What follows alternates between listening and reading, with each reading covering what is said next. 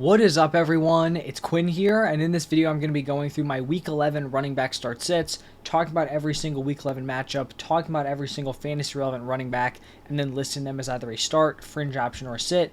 The starts are going to be the players you feel confident starting as your running back 1 or your running back 2. The fringe options, maybe these guys could be startable if you have guys on bye, maybe a weak running back room. You prefer them as like your RB3, but they could be playable. And then sits, these are players that you would prefer to be keeping on your bench. Let's just dive right into the Thursday night matchup, and we have a pretty good one this week. Bengals taking on the Ravens. For the Bengals, Joe Mixon has really kind of found his groove over the last few weeks. This Bengals offense looks a lot better. Joe Mixon is getting into the end zone, which is obviously going to help his fantasy production. So Mixon's going to be a pretty clear start for me this week. Then for the Ravens, I have Gus Edwards here as a start. He's still going to be the top option for this Ravens backfield. He led all the running backs in snaps, routes run, and opportunities, and he also took the 2 goal line snaps, which is what's going to be most important in this Ravens backfield because there's not going to be a ton of receiving work, so when they're near the goal line, those touchdowns are really going to carry the production at the running back position. Looking at Keaton Mitchell here, he had another solid game, and he is going to be a factor moving forward. He had multiple 30-plus yard gains on just 5 opportunities, so the dude is a big play waiting to happen. I do think he could continue to eat into this backfield, but as of right now, I would prefer Gus Edwards as the start, and then sitting Keaton Mitchell and Justice Hill. Now pivoting over to Sunday, we have the Cowboys taking on the Panthers, and I talked about Tony Pollard pretty in depth in my trade target video. I'm still going to have him as a start here. His workload continues to be pretty strong. Obviously, we haven't seen the same efficiency. He's not playing at the same high level he was last season, but he's the running back 1 on one of the better offenses in the NFL. I'm not sitting that production, and even when we look at his point per game number, like he's still a running back 2 on the season, so even though he's been unbelievably disappointing compared to where you drafted him, I still definitely think he's startable week to week, and that's where I have him here. And then I'm going to be sitting Rico Dowdle. Had a solid game, got a lot of carries because they were in a blowout. I still think he's the handcuff at this point. Tony Pollard should be their running back 1 moving forward. Then for the Panthers here, I have Chuba Hubbard as a fringe play. He does have the most valuable role in this offense at this point. He's going to take the bulk of the carries. He's going to have some sort of receiving involvement, but this is just a really tough matchup against the Cowboys, and he's not an offense that I don't have a ton of faith is going to put up a lot of points. I don't know if the efficiency is going to be there, so he's going to be more of a fringe option for me this week. In the next one, we have a divisional matchup between the Steelers and the Browns. And for the Steelers, this is pretty much what I've been doing every week. Jaylen Warren and Najee Harris are both going to be fringe options. Both guys actually had pretty solid games in Week 10. It kind of seems like they sync up their touchdown games, which is a little bit strange, but this is still going to be a locked-in split here. Tough matchup against the Browns, so it's tough to get overly excited about either player. Personally, I think Jaylen Warren is the better option. I actually feel like he's a pretty solid NFL running back, like a pretty good starter, but they're still going to keep this as a very solid split in a tough matchup. I don't think we can see these guys as anything more than running back 3 plays. Now for the Browns, I'm going to have Jerome Ford as a start and Kareem Hunt as a sit. Once again, Jerome Ford just saw the much better usage in Week 10. He had a 64% snap share, 59% route participation. He took 17 of the 27 running back carries. And I mean, 17 carries in a game where they were trailing for the majority of it against the Ravens. That is very impressive usage. I think if you're super desperate, Kareem Hunt could be playable just because they could be ahead in this game, which means they would just be feeding these running backs. But ideally, I would just be playing Jerome Ford out of this backfield. Next up is another divisional matchup between the Bears and the Lions. Now for the Bears, some things are definitely up in the air here. So they played on Thursday night. Khalil Herbert had the opportunity to come off of IR, and he actually practiced during the week, but he did not end up suiting up on Thursday night. So I would assume that he would be good to go here like a week and a half later. And if he is good to go, then I'd prefer to just sit all these running backs, Deonta Foreman, Khalil Herbert, and Roschon Johnson. It's a tough matchup against the Lions, and it's probably going to be a pretty heavy split between those guys. Now, if Khalil Herbert is not able to play, I would have Deonta Foreman at worst as like a fringe option. He carried a ton of times against the Panthers. Obviously, the matchup was better just in terms of the game script, so I think that we have to factor that in. But if Herbert is not able to go, Deonta Foreman definitely does become playable. And then for the Lions, we have to talk about this backfield here. I'm going to be starting Jahmyr Gibbs and David Montgomery. There was a lot of talk surrounding the Gibbs-Montgomery split heading into the Week 10 matchup. In my rankings, I had them directly back-to-back. So I had Gibbs one spot ahead of David Montgomery, but I liked both of them as high-end running back twos. I feel like after watching that Week 10 game, you have to feel pretty great if you're rostering Jahmyr Gibbs. I know there are a lot of people out there, even some in the comments, who were telling me I was overthinking it. David Montgomery's the guy. Jahmyr Gibbs is just the third down back. That is definitely not what we saw in Week 10. Kind of surprisingly, even I was kind of shocked as someone who's pretty in on Gibbs.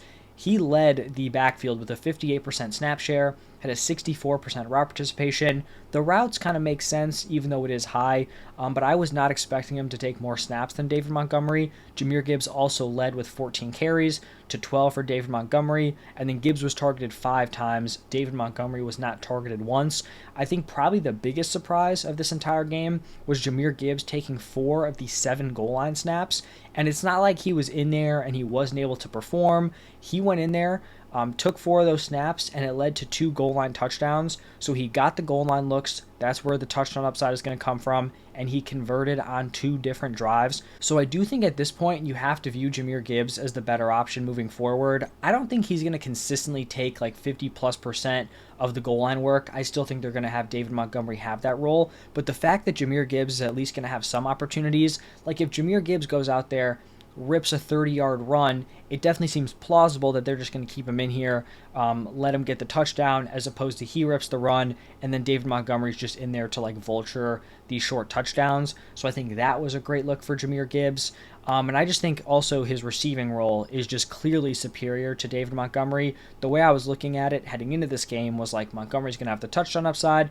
Jahmyr Gibbs is going to be the way more involved pass catcher. But now it seems like that touchdown upside is definitely much closer than it was heading into this game. And then the receiving gap is just going to be very large between these two guys. So I like both of them moving forward, but I think you could probably consider Jahmyr Gibbs to be a running back 1. David Montgomery more of like that high to mid-tier RB2 territory. Next is going to be the Chargers taking on the Packers. For the Chargers here, nothing crazy. You fire up Austin Eckler like you've been doing every single week. Now for the Packers, kind of a tough week for Aaron Jones in terms of his fantasy points, but I think the usage was still encouraging. I know he had a few tough games coming off his injury, and then it seemed like, oh, he was back in week 9. You may feel rough that he's like regressing here in week 10, but he had 13 carries, 6 targets. In most games, if you're giving Aaron Jones 19 opportunities, especially 6 targets, he's going to give you nice production more often than not. This week, he has a great matchup here against the Chargers, who have allowed the 4th most points per game to the running back position. And then you'll notice I also have A.J. Dillon as a fringe option.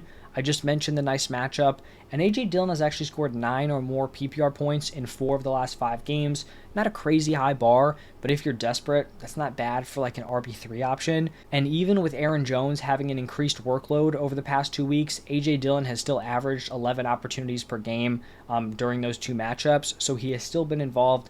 Plus you add in the matchup, 4 teams on bye, I believe, this week, so I think he's playable as like a fringe option, RB3. Obviously don't feel great about it, but he could be someone you slide in there. The next matchup is going to have the Cardinals taking on the Texans, and I did want to talk about James Conner here. First game off of IR, and he was honestly pretty close to stepping back into his pre-injury role. He saw 16 of the 19 running back carries, which is really what we've kind of come to expect here out of James Conner in this Cardinals backfield. The one area that he didn't necessarily retain prior to the injury was that he did see a fall off as a pass catcher, only had a 36% route participation. Keontae Ingram was in there running some routes, and then he was not targeted a single time. Now, I definitely think that role could grow for him moving forward. Like, I don't think they're super committed to having Keontae Ingram in that receiving down role. So I think that could build, but I think it's honestly encouraging that he saw 16 carries in his first game back. I think that's good to see. I like him as a running back 2 rest of season. Then for the Texans here, this is really just going to come down to Dameon Pierce's health. So if Dameon Pierce continues to miss time, you fire up Devin Singletary as a very strong start here in a plus matchup. If Pierce is back, I think they're both fringe options. They've been in a very solid split. It's a nice matchup, so I think they're both playable as RB3 options. The next game is going to be the Titans taking on the Jaguars. Now for the Titans, we have Derrick Henry coming off of a very, very down game. It was rough for Derrick Henry. No other way around it. Tajay Spears actually outproduced him, but I still think you go back to the well here for Derrick Henry. It's kind of unfortunate because it seemed like they had this nice upside going with Will Levis at quarterback. He had the one boom game, kind of come back down to earth over the past 2 weeks, but you still got to fire up Derrick Henry here. At worst, he's like a running back 2 week to week, and then going to be sitting Tajay Spears, even coming off a decent game. You just can't count on the workload week to week. Then for the Jaguars, Travis Etienne with his first not so great game in a long, long time. Even in a bad matchup here against the Titans, you keep firing him up. He has that receiving upside, even if he isn't going to be super efficient on the ground. Another pretty solid running back matchup with the Raiders taking on the Dolphins. For the Raiders, you keep firing up Josh Jacobs as a solid week-to-week play. And then for the Dolphins, some potential good news here. I would expect to get Devon Achane back this week. And if he's back, I'm firing him up. I'm not worried about them like gearing him up. He was never going to be a huge workload guy. So if they're splitting touches, him and Raheem Mostert, I like both of those guys as solid starts. When they were playing together early on in the season, both of these dudes were just absolutely dominating. So I'm going back to the well on both of those guys if Devon Achane is able to come off of IR. The next one is going to be a divisional matchup between the Giants and the Commanders. For the Giants, going to be firing up Saquon Barkley. I know the offensive situation is going to be rough, but it's not going to be as bad as it was last week going up against the Cowboys. Commanders defense, definitely not comparable to the Dallas Cowboys. I still think you're going to fire up Saquon Barkley as like a fringe running back one. He's really like their one solid weapon they have. They're going to get him involved. So he's definitely a start. And then for the Commanders here, I do think Brian Robinson is a sell high, but I also think he's a really nice play this week. This Giants team as a whole is just very, very bad. This is probably going to be a game script that does favor Brian Robinson. They go ahead early, going to be able to run it out as opposed to a trailing game script, which would favor Antonio Gibson. Gibson has actually had solid back-to-back games. Like I said, I just don't think this is going to be the game for him here going up against the Giants. Next is going to be the Buccaneers taking on the 49ers. I feel like we've had a really nice run here at the running back position. Going to be starting both of these guys, Rachaad White, Christian McCaffrey. Rachaad White's receiving production has been very, very impressive over the past 4 weeks. That has really, really saved his fantasy production, kind of struggling early on. Then all of a sudden he starts catching a ton of passes. He's been lighting it up. Then for the 49ers, Christian McCaffrey, RB1 rest of season. Keep firing that man up. Then we are going to have a divisional matchup between the Jets and the Bills. And for the Jets, I went in depth on Breece Hall in my trade target video. I think he's a really nice buy low, so going to fire him up as a start. I know this Jets offense is terrible, but Breece Hall is special. Even in the down games, he's still giving you double-digit points. He has a very high ceiling, even being a part of this offense. And then for the Bills, kind of a tough backfield to navigate at this point. It was a weird game for James Cook. Obviously, it starts out as bad as it possibly could. He loses a fumble on the first play of the game. Then he's benched until some point in the second quarter. He ends up having a decent fantasy day. He was impressive on the ground. I just think at this point, there is very little upside with James Cook because he is not involved near the goal line, which is going to zap a lot of his touchdown upside. And then he's really not involved as a pass catcher. It seems like they don't trust him at all to pass block. So in those third downs, he's not even really involved, which is also going to cap his receiving upside. So if you don't have touchdown upside and you don't have receiving upside, and it's not like you're carrying the ball 15 plus times a game, it's going to be tough to confidently fire him up as a week-to-week running back 2. So he's probably more of like a high-end running back 3. I am going to have him as a fringe option. Then for Latavius Murray, going to be sitting him. Even though he got the touchdown, he continues to be out-touched by James Cook, which is not a super great spot to be in. Definitely not someone I would want to rely on week-to-week. Now shifting into the Seahawks Rams matchup. For the Seahawks, I'm going to have Kenneth Walker as a start, Zach Charbonnet as a sit. Now we're in a spot here with this backfield where Zach Charbonnet has outsnapped Kenneth Walker in 3 straight games. Now looking at week 10, Kenneth Walker, even though he was outsnapped by Charbonnet, was still very, very involved, had nearly double the opportunities of Zach Charbonnet. So I do think he's still the running back 1 here. I also think this is probably a somewhat favorable game script. Like, I don't think the Rams are going to go out there, light up the Seahawks, and go ahead, which would obviously be a better game script for Zach Charbonnet as more of like that 2-minute drill back, the third down guy. So I think this game script does favor Kenneth Walker, but Zach Charbonnet is becoming interesting. Like I said, if this was a game where I thought the Seahawks were going to be trailing, maybe Charbonnet would be more of a fringe option, but this week he's going to be a sit for me. And then for the Rams, at least one more week before we get Kyren Williams back. So we're going to have this committee once again of Darrell Henderson and Royce Freeman. This is what I've been doing with this committee. I've been listing Henderson as a fringe option and then Royce Freeman as a sit. Even though they're in a split, Henderson has just been the slightly better option. So that's why I have it laid out that way. Now the next matchup is going to be the Vikings taking on the Broncos. I believe this is Sunday Night Football. And for this video, I'm going to be assuming that Alexander Mattison is not able to give it a go. He suffered a concussion. It seems like this season, the majority of players who have gotten a concussion have missed at least one game. So if Alexander Mattison is not able to give it a go, I would fire up Ty Chandler as a start. And typically, right, if the clear starter went down, but maybe it was a messy backfield behind that guy, I wouldn't feel confident, just throwing the quote-unquote RB2 in there if he wasn't really established as the top option. And that's not really what's happening here with Ty Chandler. He was actually mixing in with Alexander Mattison even before he went down. They were pretty much in a 50-50 split. He got that touchdown, I believe, when Mattison was still healthy, had not suffered the concussion yet. So I think Ty Chandler was their clear top option behind Alexander Mattison, and I would expect him to take at least the majority of the opportunities here in this game. So he's going to be a start.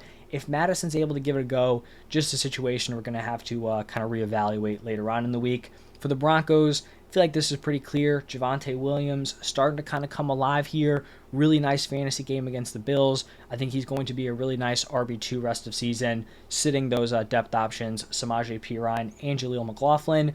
And then the final game of the week, Super Bowl rematch here, probably the best game of the week, maybe the Thursday night game, but this one's pretty great. Eagles taking on the Chiefs. I feel like you just fire up both of these starting running backs. DeAndre Swift has been a very, very strong fringe running back one all season long, aside from week one, and then going to be sitting his backup, Kenneth Gainwell. And then for the Chiefs, Isaiah Pacheco has had some up and down games. This really isn't a great matchup here against the Eagles, but I still think at worst he's going to be like a back-end running back too. When we look at the top running back on one of the better offenses in the NFL, even though they've been scuffling a little bit, I still think Pacheco is someone you definitely can have some confidence firing up, and then going to be sitting the depth options there with Jerick McKinnon and CEH. And that's going to wrap it up for all the Week 11 matchups. I hope you guys enjoyed the video. Hopefully this helps you set your starting lineups with the running backs. So thank you all for stopping by. Check out the wide receivers if you haven't already. And thank you, and I will see you in the next one.